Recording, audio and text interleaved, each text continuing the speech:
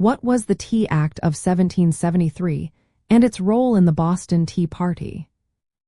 Imagine a time when colonists felt their rights were being ignored and their voices unheard.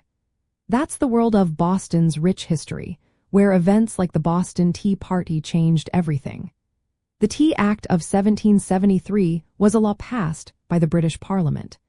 Its goal was to help the struggling British East India Company by allowing it to sell tea directly to the colonies. This meant the company could avoid paying some taxes, making their tea cheaper than what colonial merchants sold. But here's the catch. Even though it didn't add new taxes, it kept the old tax from the Townshend Revenue Act of 1767. That made colonists angry because it showed Britain still believed it had the right to tax them without their say. The law also gave the East India Company a monopoly on tea sales in the colonies. Ships carrying tea arrived at ports like Boston, and agents were told to sell the tea.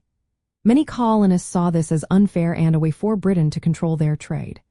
The royal governor in Boston insisted the ships unload and pay the tax, which made local people even more upset.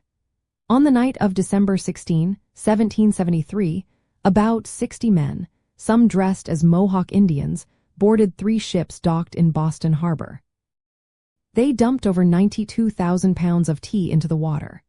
This act of protest became known as the Boston Tea Party.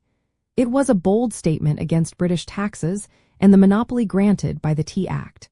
The event sparked outrage in Britain and led to harsh punishments called the Intolerable Acts.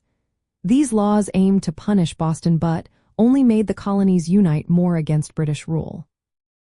For Boston, the Tea Party is a key moment in its history of standing up for rights and independence. It's a story of resistance that still echoes today, showing how a small act of defiance can change the course of history.